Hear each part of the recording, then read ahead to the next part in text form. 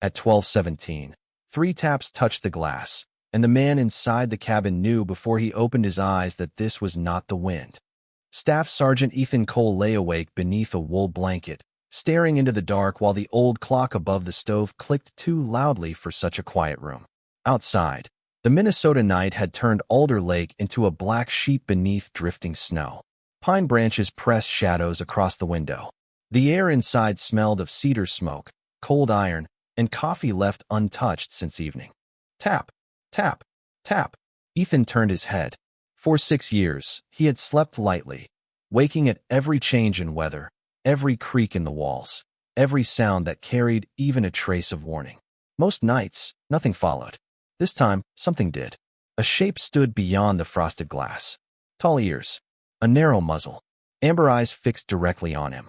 Ethan pushed the blanket aside and crossed the room in bare feet, one hand resting on the edge of the table for balance. The German Shepherd outside did not scratch or whine for shelter. Snow covered her sable coat and gathered along the black saddle of her back. A worn blue collar circled her neck. She lifted one front paw and struck the window again. 3 measured taps. Ethan stopped. The sound moved through him like an old command. On the wall beside the door hung a small brass whistle, darkened with age. It had belonged to Sergeant Ryan Brooks, the last man Ethan had heard give that same warning before a winter training mission went wrong. Ethan had spent 6 years telling himself the memory meant nothing now. A dog at a window could not know the language of a dead Marine. The shepherd lowered her paw, turned her head toward the lake, then looked back at him. Her breath clouded the glass. Ethan reached for his coat. "You had better be sure," he murmured. The dog stepped away as soon as he opened the door. Cold rushed into the cabin, sharp enough to tighten his chest. Snow moved sideways beneath a hard northern wind. The shepherd stood at the edge of the porch, waiting. She did not come closer. She did not ask for food. She looked toward the dark line of trees leading down to Alder Lake, then back to Ethan. He pulled on his boots, grabbed a flashlight, a coil of rope, and the brass whistle without understanding why. The metal felt colder than the air. The shepherd started down the path. After 20 yards, she stopped and turned. Ethan locked the cabin behind him and followed. Their footprints filled almost as soon as they were made. The dog moved quickly, but never so far ahead that the beam of his flashlight lost her. At the bottom of the hill, the trees opened, revealing the frozen lake beneath a sky without stars. The surface looked smooth from a distance, but Ethan heard the low, wooden groan of shifting ice beneath the snow. The shepherd stepped onto the shoreline and froze. Her ears angled forward. She lifted one paw, struck the ground 3 times, and stared toward the southern end of the lake. Ethan followed her gaze. Nothing moved. No lantern. No vehicle. No person calling for help. Only darkness and wind. "What is it?" he asked. The shepherd gave a short, strained sound, almost too quiet to hear. Then she ran along the shore toward the old boathouse, stopping every few seconds to make sure he followed. Ethan hesitated. The county search teams had spent the evening on the north side after a child was reported missing. The south end had already been dismissed as empty. He knew that. Everyone in town knew it. Yet the dog kept going. Halfway to the boathouse, she stopped beside a drift and began scraping snow from the ice. Ethan caught up and aimed his light downward. Beneath the powder lay a small red mitten, a child's size. The shepherd touched it with her nose, then looked toward the center of the lake. Somewhere beyond the reach of the flashlight, something answered from beneath the ice. 3 faint knocks. 6 years earlier, Ethan had stood on the same lake beneath a sky the color of steel, wearing a winter field jacket and the confidence of a man who still believed discipline could silence every doubt. The training exercise had begun before dawn. 4 Marines, 2 county volunteers, and 1 search dog moved across the western edge of Alder Lake while snow swept low over the ice. Sergeant Ryan Brooks walked beside his German shepherd, a dark-coated male named Atlas, whose ears stayed fixed toward the shoreline. Ryan carried the brass whistle, now hanging in Ethan's cabin. He used it sparingly, only when hand signals disappeared in weather. That morning, Atlas stopped near a pale stretch of ice and struck the surface 3 times with one paw. Tap, tap, tap. Ryan raised a closed fist. Hold the line. Ethan looked across the lake. The route ahead appeared solid. Fresh snow covered every crack, and the map marked the channel as safe. They were already behind schedule. We tested this section yesterday, Ethan said. Ryan did not move. Atlas lowered his nose, stepped back, and tapped again. Something is wrong underneath, Ryan said. We go around. Ethan remembered the impatience rising in him, hot and certain. He had been responsible for keeping the team on time. Weather was closing from the north, and every delay increased the risk of being trapped after dark. The ice team cleared it, he said. We keep formation. Ryan studied him for a long second. There was no anger in his face, only concern. A map tells you what was true yesterday. Ethan gave the forward signal. The team moved. Atlas refused. Ryan stayed with the dog. Less than 5 minutes later, a deep groan rolled beneath the ice. The sound spread outward like thunder trapped under glass. Ethan stopped. A narrow seam opened across the route ahead, not wide enough to swallow anyone, but wide enough to force the team into confusion. Everyone turned back safely, yet the exercise broke apart. On the return route, they saw lights near the southern shoreline. A family's utility vehicle had become stranded beside an old access road, and 2 people were waving from the snow. Ryan went toward them with Atlas, while Ethan led the others back to the staging area. I will bring them in, Ryan called. Those were the last words Ethan heard clearly. The storm arrived faster than forecast. Visibility dropped to less than 20 yards. Radio signals faded beneath static. By the time Ethan returned with help, the stranded family had reached shelter, guided by Atlas. Ryan had gone back onto the trail searching for one missing volunteer. Neither man returned before nightfall. Atlas was found the next morning beside the southern boathouse, cold and exhausted, still watching the lake. Ryan's whistle lay in the snow near his paw. Search crews continued for 11 days. They found tracks, a torn strap, and 1 glove. They never found Ryan. Ethan carried the whistle home because no one else could. In the years that followed, he replayed that morning until every sound became an accusation. Ryan had warned him. Atlas had warned him. Ethan had chosen the schedule over the signal. He left the Marine Corps, moved into the cabin above Alder Lake, and stopped answering invitations from men who still called him Staff Sergeant. He repaired furniture for cash, split his own firewood, and kept his world small enough that no one could depend on him.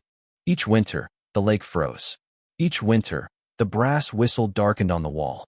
Ethan told himself Ryan's disappearance belonged to weather, distance, and bad timing. Yet whenever ice groaned in the night, he heard 3 taps beneath it. Now, kneeling beside the red mitten in the beam of his flashlight, Ethan understood why the sound from the darkness had reached so deeply into him.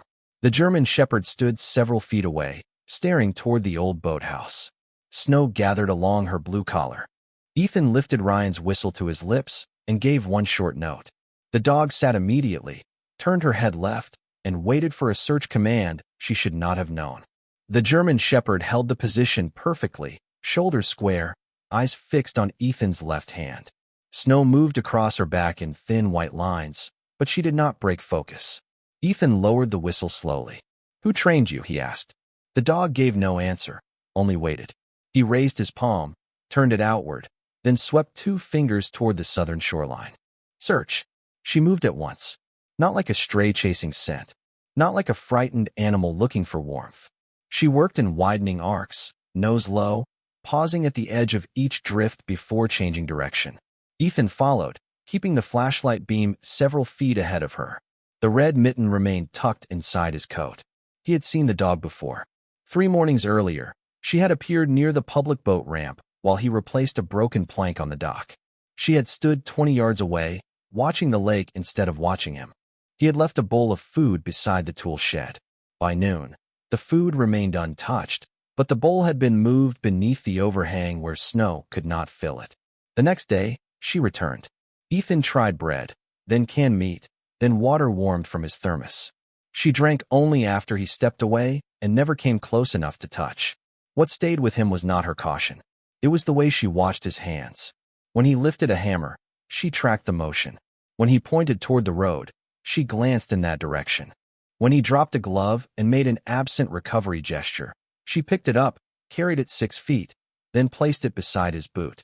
Ethan had told himself it was coincidence. On the 3rd day, the brass whistle slipped from his pocket while he split kindling near the cabin. It struck the porch and rolled beneath a chair. He picked it up, wiped the dust from the mouthpiece, and gave one brief note without thinking. The dog had been standing near the tree line. At the sound, she sat. Then she turned her head left and waited. Ethan's chest tightened so suddenly that he could not breathe. It was Ryan's sequence. One note meant hold. A left glance meant ready for direction. Ethan stepped toward her, but the dog backed away. He tried the whistle again. She remained seated. He gave the hand signal for return. Her ears lowered. For 1 second, she looked almost torn between memory and fear. Then she disappeared into the pines. Ethan had searched the property until dark. He found tracks near the lake, a shallow place beneath a cedar where she had slept, and a few sable hairs caught on the bark. No tag, no owner's mark, only the worn blue collar and a small scar along the edge of her left ear.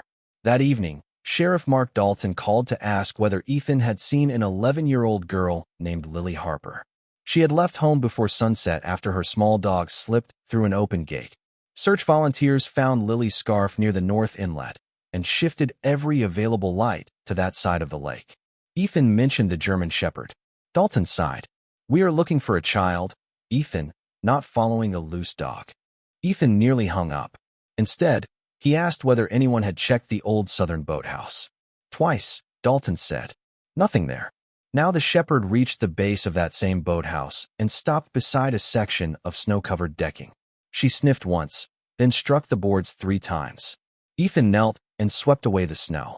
Beneath it was a faint scrape in the wood and a line of frost disturbed from below. He pressed his ear to the boards. At first, he heard only water shifting beneath the ice. Then came a weak sound. Tap, tap, tap. The dog looked at him. Ethan no longer saw a stray. He saw a working K9 trying to complete a mission no one else understood. He reached for his phone and called Sheriff Dalton. "Move your team south," Ethan said. Dalton began to object. Ethan cut him off. "You searched the wrong side." Dalton was silent for half a second. Then his voice returned beneath a burst of static. "Stay off the ice until we get there." Ethan looked at the German Shepherd.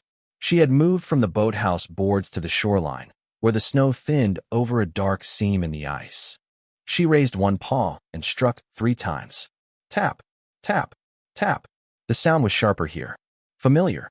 Ethan felt the old winter settle over him again, not as memory, but as instruction. "Move your team south," he repeated. "Now." Dalton exhaled hard. "We found Lily's scarf by the north inlet. Every track points that way." Ethan glanced at the red mitten inside his coat. The wind carried the scarf. The dog found something else. "Ethan, that area was checked." "Then check it again." The line went quiet. Finally, Dalton said, 10 minutes. 10 minutes was too long for someone beneath ice. Ethan clipped the flashlight to his coat, anchored the rope around a thick pine near the shore, and tested the knot twice. The German Shepherd watched every movement. "You stay here," he said, giving the hand signal for hold. She sat, but her body leaned toward the lake. Ethan stepped onto the ice on his stomach, spreading his weight as Ryan had taught him years ago. The cold rose through his coat immediately. Beneath the snow, the surface gave low wooden groans. He moved one forearm at a time, pulling the rope behind him. The shepherd tracked him from shore, ears forward, chest still. 20 feet out, Ethan stopped. The tapping had shifted. It no longer came from open lake. It came from beneath the collapsed edge of an old dock extension, half buried in snow. A section of roofing and timber had fallen onto the ice, creating a narrow chamber between the water and the planks. Ethan brushed away snow and pressed his ear down. 3 weak knocks answered. "I hear you," he called. No voice came back. Only another tap, softer than before. Ethan crawled closer until his flashlight reached through a gap in the boards. A face appeared in the darkness below. Adult, bearded, eyes open but unfocused. One hand pressed against the underside of the wood. Ethan's stomach tightened. This was not Lily. "Can you hear me?" he asked. The man nodded once. "My daughter," he managed. "Where is she?" "Old boathouse," he whispered. She followed Peanut. Ethan turned toward shore. The shepherd was already standing. She had heard the name, or the urgency, or something beneath the words. Ethan pointed toward the boathouse and gave the search signal. She ran. Then Ethan focused on the man below. "What is your name?" "Daniel Harper." "Lily's father." Ethan understood at once. Daniel had gone looking before the search teams arrived, crossed the southern edge alone, and become trapped beneath the broken dock when the ice shifted. The child was still somewhere ahead. The dog had not led Ethan to the wrong person. She had led him to the first person who could tell them where to look next. Sirens rose faintly from the road. Ethan pushed one end of the rope through the gap and instructed Daniel to loop it around his chest. His hands were too numb. Ethan reached farther, keeping his weight flat, and guided the rope into place. The ice groaned beneath them. He froze. On shore, the German shepherd stopped and looked back. 3 rescue lights appeared through the trees. Dalton reached the shoreline first, carrying a second rope and a long rescue pole. "You were right," he called. Ethan did not answer. Together, they widened the gap between the boards just enough to guide Daniel upward without breaking the surrounding ice. The movement was slow, controlled, no sudden pull. When Daniel reached the surface, the team wrapped him in thermal blankets and carried him toward the heated vehicle. He grabbed Ethan's sleeve before they moved him. "Lily went east," he said. Peanut ran toward the old boathouse. Ethan looked across the white darkness. The German shepherd stood 50 yards away, waiting beside the trail. Dalton followed his gaze. "You trust her?" Ethan picked up the rope. "I trust the signal." The German shepherd turned east and moved along the shoreline with a purpose that left no room for doubt. Ethan followed with Dalton and 2 rescue volunteers close behind, their flashlights cutting narrow paths through the snow. The wind had begun to ease, but the cold remained hard and dry, settling into gloves, collars, and every exposed inch of skin. Ahead, the old boathouse stood at the edge of the lake, its roof sagging beneath fresh snow, one side leaning toward the ice as if tired of holding itself upright. The shepherd stopped 20 yards from it. Her nose lifted. Then she looked back at Ethan. He gave the search signal. She lowered her body and moved forward carefully, choosing a route where wind had swept the snow thin enough to reveal darker, stronger ice. Dalton stayed beside Ethan. "The lake bends around the boathouse," he said. "There is a spring underneath. Ice stays weak there." Ethan nodded. Ryan had taught the same lesson years ago. What looked quiet on the surface could still be moving below. Near the boathouse, they found small footprints crossing from the shoreline onto a broader section of ice. Beside them ran the scattered tracks of a little dog. The prints ended at a narrow ring of rough, pale ice surrounding a flat section near the old loading platform. In the center stood Lily Harper. She wore a red winter coat and one mitten. Her other hand held a small white and brown dog against her chest. The child was awake, but fear had made her perfectly still. "Lily," Dalton called, keeping his voice low. "Do not move." She looked toward them, and relief crossed her face so quickly it nearly broke Ethan's heart. "The ice made a sound," she said. "Peanut would not come back." The German shepherd stepped forward. Ethan touched her collar and studied the surface. The direct path was too uncertain for an adult. The dog weighed less and knew how to distribute her body low across the ice, but Ethan would not send her without a line. He removed a thin rope from the rescue pack, clipped it to a padded loop on her collar, and tied the other end to a wider safety rope held by Dalton. Then he knelt beside her. "Take it to her," he said, pointing toward Lily. The shepherd looked at the child, then at Ethan's hand. He gave the forward signal. She lowered herself and moved onto the ice, slow and steady, belly close to the surface. The rope slid behind her without catching. Lily watched, silent now, pressing Peanut beneath her chin. The shepherd reached the safe center section and sat several feet away, careful not to crowd her. Lily began to cry, not loudly, only enough to fog the air in front of her face. "She came for you," Ethan called. "Take the rope." The shepherd nudged the line forward with her nose. Lily reached down and wrapped both hands around it. Ethan instructed her to sit, place Peanut inside her coat, and keep her weight low. She obeyed. Dalton and the volunteers tightened the main line while Ethan guided the smaller rope, pulling only when Lily moved. One foot, then another. The ice gave a quiet groan beneath her, but the shepherd stayed beside the child, matching every step. Halfway back, Lily slipped to one knee. The dog pressed against her shoulder, steadying her until she could rise. "Keep coming," Ethan said. "You are doing fine." The distance closed slowly. 10 feet. 6. 3. Ethan reached forward and lifted Lily onto the snow-covered shore as Dalton gathered the dog beside her. Peanut poked his head from the coat and licked Lily's chin. For a moment, no one spoke. Then Lily wrapped both arms around the German shepherd's neck. The dog stood still, amber eyes on Ethan. The rescue should have been over. Yet when the team turned toward the waiting vehicles, the shepherd pulled gently away from Lily and faced the boathouse. She walked to the warped door and tapped it 3 times. Ethan felt the brass whistle against his chest. "There is something else," he said. The German shepherd waited at the boathouse door, one paw resting against the weathered wood. Ethan crossed the snow and tried the handle. It resisted at first, swollen by years of cold and damp, then opened with a long creak. Inside, the air smelled of old rope, lake water, and rust. Moonlight entered through gaps in the boards, laying silver lines across a workbench, stacked life jackets, and a row of wooden shelves bowed beneath dust. The shepherd moved past Ethan without hesitation.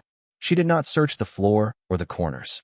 She went directly to a metal storage chest beneath the far window and tapped the lid 3 times. Dalton stepped inside behind them. "You know this place?" he asked. Ethan looked at the chest. Faded white letters stretched across the front. Ryan Brooks, Winter Search Unit. For a moment, the room seemed to narrow around him. The whistle beneath his coat felt suddenly heavy. He knelt and brushed away the dust. The latch was stiff but not locked. Inside lay a folded training vest, a stack of weathered notebooks, 2 photographs sealed in plastic, and a blue puppy collar no larger than his hand. The shepherd lowered her head over the chest and gave a soft sound deep in her throat. Ethan lifted the first photograph. Ryan stood beside a female German shepherd with a litter of sable puppies gathered around his boots. On the back, written in black marker, were 6 names and a date from 5 years earlier. The final name read Nova. Ethan looked at the dog. She watched him with the same steady amber eyes that had held him at the window. Dalton opened one of the notebooks. "These are training records." Ethan took it from him carefully. Ryan's handwriting filled the pages. Scent work, ice awareness, search patterns, hand signals, whistle sequences. Near the middle, a section had been marked with a red tab. Ethan read the line twice before the word settled. 3 taps, danger below. 1 short whistle, hold and await direction. On the next page, another note appeared beside Nova's name. Strong response to distressed handlers. Returns to the last person who fails to follow a warning. Ethan stopped breathing for a second. "What does that mean?" Dalton asked. Ethan looked at the shepherd. Ryan trained her to find people who froze under pressure. People who stopped listening. Outside, rescuers carried Lily toward the heated vehicle while Peanut barked softly from inside her coat. The sounds reached the boathouse as if from another world. Ethan turned another page. A final entry had been written months before Ryan disappeared. Nova transferred to County Foster Program after closure of breeding unit. Retain whistle conditioning. High trust response to Sergeant Cole's command pattern. Ethan stared at his own name. He remembered visiting Ryan's unit once, long before the accident, and helping with a basic obedience session while Ryan laughed at the puppies climbing over Ethan's boots. He had forgotten the smallest one, the one with the scar on her left ear after catching it on a kennel latch. Nova had not forgotten him. Dalton picked up the second photograph. It showed Ryan kneeling beside young Nova near the same boathouse. Around his neck hung the brass whistle. "She did not come here by accident," Dalton said. Ethan closed the notebook. For 6 years, he had believed the lake held only failure. Now a dog from Ryan's last training program had crossed snow, found his cabin, and used the same signal he once ignored to save 2 people. Nova stepped closer and pressed her head lightly against Ethan's shoulder. He placed one hand along her neck. "I am listening now," he whispered. The shepherd lifted her paw and touched the metal chest once, then turned toward the open door. Beyond it, the searchlights glowed warm against the snow. For the first time, Ethan followed without hesitation. By the time Ethan and Nova stepped out of the boathouse, Lily was wrapped in 2 blankets inside the heated rescue vehicle, Peanut tucked safely against her side. Daniel sat across from her with a thermal hood around his shoulders, one hand holding his daughter's and the other resting over his eyes, as if he still could not believe they were both there. When Lily saw Nova, she pushed the blanket aside and reached toward the door. "That is her," she said. "That is the dog who found us." Nova approached slowly. Lily placed one mittened hand against the shepherd's cheek. Peanut gave a soft bark, then settled again. Daniel looked at Ethan. "She came to my house 3 days ago," he said. "Stayed near the fence. I thought she was after food." Ethan glanced at Nova. She was watching the lake. Daniel nodded. Every morning, Sheriff Dalton joined them carrying Ryan's notebook inside a clear evidence sleeve. His expression had changed. The skepticism was gone, replaced by the careful look of a man holding something larger than an explanation. I called county records, he said. Nova was transferred after Ryan's program closed. She spent time with 2 foster handlers, then a private winter search group near Duluth. That group dissolved last fall. How did she get here? Ethan asked. Dalton looked toward the dog. No one knows. Her last registered handler moved out of state. Nova disappeared from a temporary kennel 12 days ago. 12 days. Nearly 100 miles of winter roads, frozen fields, and unfamiliar towns stood between the kennel and Alder Lake. Ethan looked down at the worn blue collar. Nova had not wandered here by chance. Something had drawn her back to the lake, to the boathouse, to the whistle, and finally to his window. Daniel leaned forward. Ryan Brooks, he said quietly. I knew that name. Ethan looked at him. How? He helped my family 6 years ago. The cold seemed to return all at once. Daniel continued. Our utility vehicle stalled near the South Access Road during that storm. My wife was pregnant with Lily. Ryan found us and sent his dog ahead to guide us toward the shelter. Then he went back because one volunteer was still missing. Ethan felt the words settle inside him. For years, he had carried an unfinished version of that night. Ryan had not disappeared because Ethan ignored the warning. Ryan had made a choice after saving a family. A choice rooted in the same duty Ethan had once admired and later feared. You were the family, Ethan said. Daniel nodded. I never got to thank him. Lily looked between them. Is that why Nova came here? No one answered at first. The rescue lights washed the snow in soft amber. Wind moved through the pines with a quieter sound now, almost like breath leaving a room. Dalton opened the notebook to the red-marked page and handed it to Ethan. Beneath the training notes, Ryan had written one final line in smaller letters. When a handler stops listening, do not punish the silence. Return. Wait. Lead them back. Ethan read it twice. His throat tightened. Nova sat beside him, close enough that her shoulder touched his leg. He had thought she came only because the whistle awakened old training. But Ryan's notes suggested something deeper and more deliberate. Nova had been taught to recognize hesitation, isolation, the moment a person withdrew from the world around him. She had not simply found Lily and Daniel. She had found Ethan first. I thought I failed him, Ethan said. Dalton looked toward the lake. Maybe tonight was not about proving what happened then. Ethan closed the notebook. What was it about? Dalton met his eyes. Learning what to do when the signal comes again. Nova lifted one paw and placed it gently against Ethan's boot. He looked down at her, then toward the cabin light glowing faintly above the trees. For the first time in 6 years, the way home did not feel like a retreat. The rescue vehicles climbed the road toward town while Ethan walked the final half-mile to his cabin with Nova beside him. Snow had softened into small, slow flakes, and the lake behind them lay quiet beneath the paling sky. The storm was passing. Ethan unlocked the cabin and stood aside. Nova paused at the threshold. For days, she had watched from the trees, slept beneath cedar branches, and refused every invitation to come closer. Now she looked into the room at the iron stove, the wool blanket, and the brass whistle hanging beside the door. Ethan did not call her. He only waited. Nova stepped inside. She crossed the floor, circled once near the stove, then returned to the window where she had tapped hours earlier. Her reflection hovered over the dark glass. Ethan hung Ryan's notebook beneath the whistle and placed the small blue puppy collar on the shelf below it. The 3 objects looked like pieces of one unfinished sentence. He filled a bowl with water and set it near the stove. Nova drank, then lay down where she could see both the door and the lake.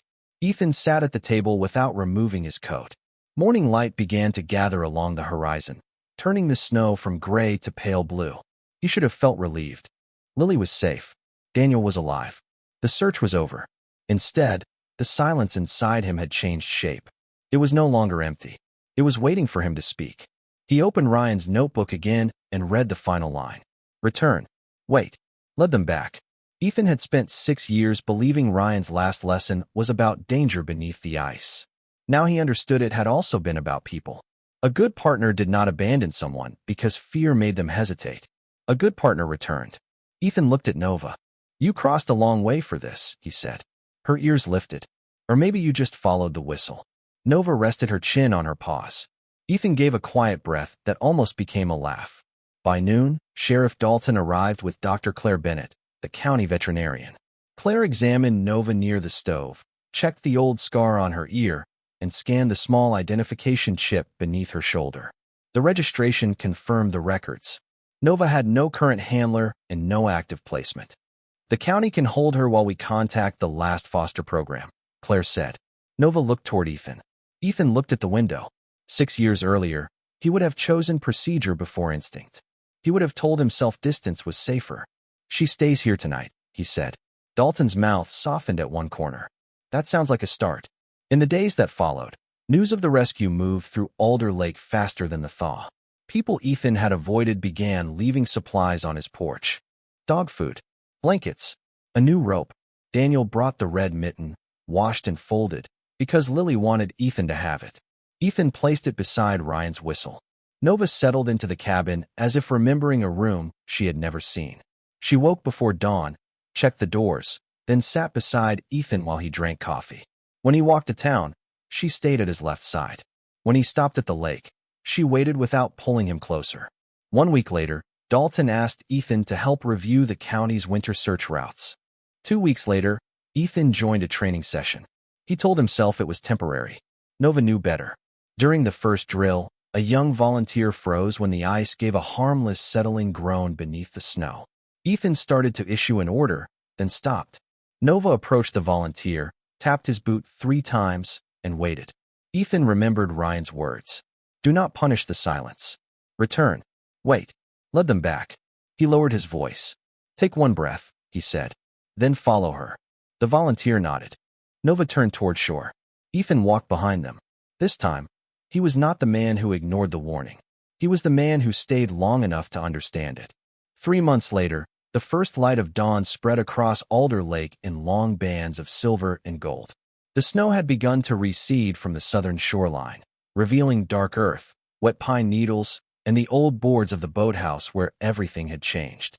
Ethan stood outside his cabin wearing a clean winter jacket with the county rescue emblem stitched over the chest.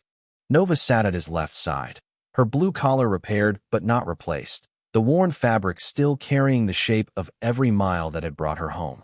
The brass whistle rested beneath Ethan's shirt beside Ryan's old identification tag, no longer hidden in a drawer or left untouched on the wall. He carried both now, not as punishment, but as memory.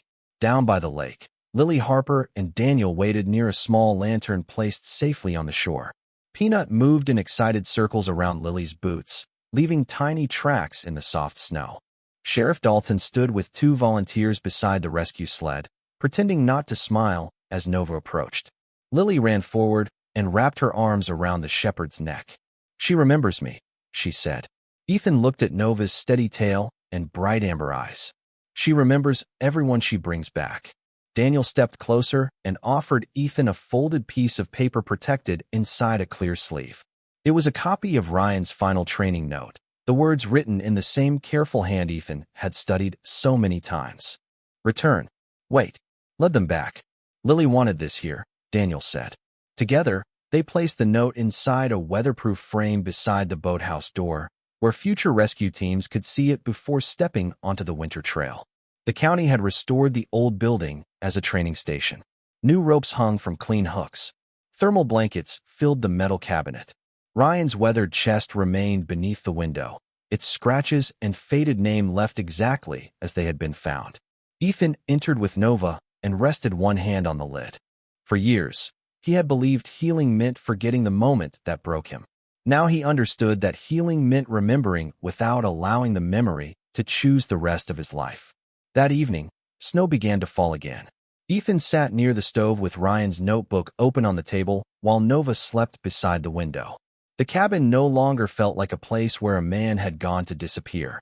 There were 2 bowls near the door, rescue maps along the wall, and a red child's mitten resting beneath the brass whistle. Outside, the lake reflected a single light from the Harper family's shore. Lily and Daniel had placed the lantern there every month since the rescue, not as a memorial to fear, but as a sign that someone was waiting. Tap, tap, tap. Ethan looked up. Nova stood with one paw against the window. His chair moved back at once. He reached for his jacket and opened the door before Doubt could speak. Nova stepped onto the porch, then stopped. No sirens sounded. No voice called from the lake. The night was calm. She looked toward the southern shore. Across the frozen distance, Lily lifted the lantern and waved. Daniel stood beside her, one hand resting on her shoulder. Nova's tail moved slowly. Ethan let out a breath and smiled. The dog had not raised an alarm.